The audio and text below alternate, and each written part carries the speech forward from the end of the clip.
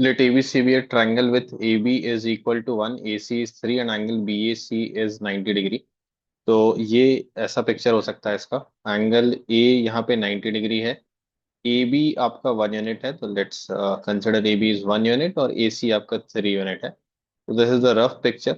It may not be exactly up to the scale but somehow it will look like this.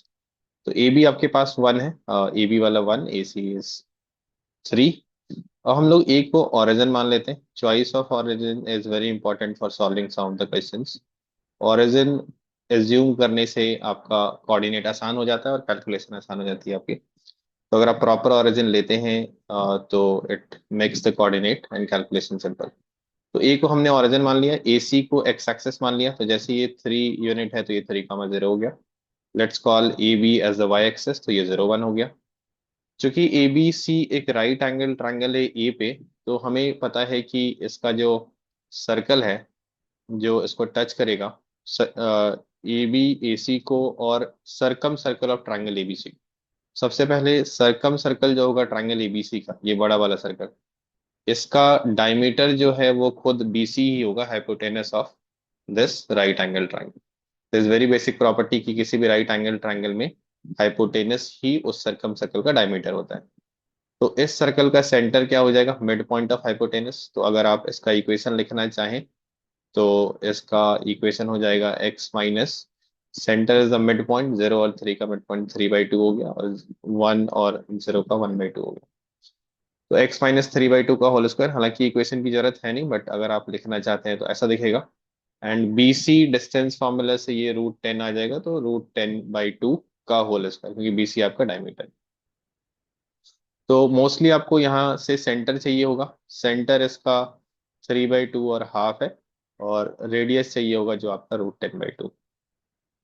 दूसरा circle जो यहाँ पे given है, जिसका टैंजेंट ए बी और ए सी है, मतलब जो ए बी ए सी को टच कर रहा है, मतलब बेसिकली ये जो सर्कल है वो एक्स एक्सिस और वाई एक्सिस को टच कर रहा है, और इस बाहर वाले सरकम सर्कल को भी इंटरनली टच कर रहा है। तो इस सर्कल के बारे में आप क्या बोलेंगे कि इसका जो सेंटर होगा वो R, R होगा, क्योंकि ये एक्स एक्सिस और वाई एक्सिस दोनों को ही टच कर रहा है। और इसका रेडियस आपका R होगा, ऑफ कोर्स ये हमने एज्यूम किया है क्योंकि क्वेश्चन में आपका गिवन है कि R उसका रेडियस है। तो what is condition for two circles to touch each other internally? C1 C2 equal to R1 - R2 का मॉडुलस। C1 C2 मतलब distance between these two centres. तो डिस्टेंस फॉर्मूला से आप क्या लिखेंगे? आप स्क्वायर कर लीजिए दोनों साइड। C1 C2 का square equal to R1 - R2 का स्क्वायर। तो इन दोनों पॉइंट के बीच का डिस्टेंस हो जाएगा R-3/2 और R-1/2 का स्क्वायर, क्योंकि आपने स्क्वायर कर लिया दोनों साइड। सिमिलरली R1 - R2 आपका हो जाएगा, एक का रेडियस R है जो आपको फाइंड आउट करना है, दूसरा है √10/2 का होल स्क्वायर। अब इसको आप सिंप्लीफाई कर लीजिए, देखिए क्या वैल्यू आती है यहाँ से। तो आप ओपन करेंगे, A - B whole square use करेंगे तो आर स्क्वायर यहाँ से और यहाँ से आएगा, तो 2R² हो गया। फिर यहाँ से -3R, यहाँ से -R, तो -4R हो गया। 9/4 + 1/4 ये आपका 10/4 हो गया। And this side A - B whole square से ओपन करेंगे तो A² -2AB + B² हो गया। तो ये कांस्टेंट टर्म पूरी तरह से आपका कैंसिल हो गया।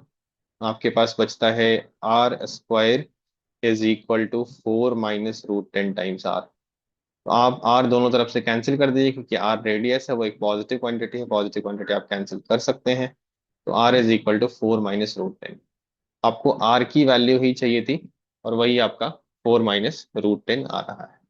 अब ऑप्शन इसका है नहीं, ये एक न्यूमेरिकल टाइप क्वेश्चन है, मतलब आपको इसको डेसिमल में कन्वर्ट करना पड़ेगा। और अगर नॉन टर्मिनेटिंग है तो आपको, नॉन टर्मिनेटिंग नहीं भी है, अगर आपको 2 डेसिमल से ज्यादा जा रहा है तो आपको 2 डेसिमल तक अप्रोक्सीमेट करना पड़ेगा। तो √10 की अप्रोक्सीमेट वैल्यू आपकी कितनी होती है? 3.16 के आसपास होती है। 3.16 ये आपका इरेशनल नंबर है तो चलता रहेगा। अगर आप कुछ और डेसिमल लिखना चाहें तो आप 2 लिख सकते हैं, हालांकि 3.16 विल बी इनफ। तो यहाँ से इसकी वैल्यू आपकी कितनी आ जाएगी? 0.8577। क्योंकि आपको दो ही 83 हो जाएगा ना, 0.16 आप सब्ट्रैक्ट कर रहे हैं, तो 0.8377। आपको दो ही डेसिमल प्लेस तक ट्रंकेट करना है तो 0.84 आप लिख सकते हैं। और अगर आपने अप्रोक्सीमेशन में थोड़ी सी गलती की तो 0.83 भी आएगा तो चलेगा, क्योंकि इन्होंने ऑफिशियल आंसर की में दोनों ही दे रखा है, just to make the calculation little bit flexible. अगर आपने थोड़ा सा भी एक पॉइंट इधर लिया तो चलेगा उतना सा आंसर। 0.84 is the answer. 0.83 भी है तो दैट इज ऑल्सो फाइन।